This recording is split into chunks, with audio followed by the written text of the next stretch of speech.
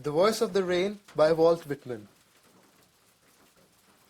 And who art thou?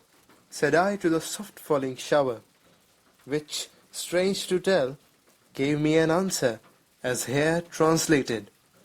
I am the poem of earth, said the voice of the rain.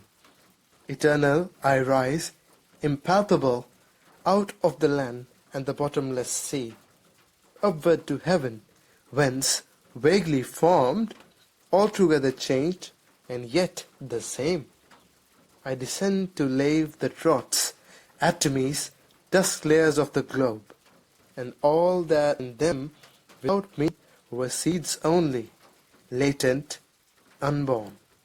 And forever, by day and night, I give back life to my own origin, and make pure and beautify it.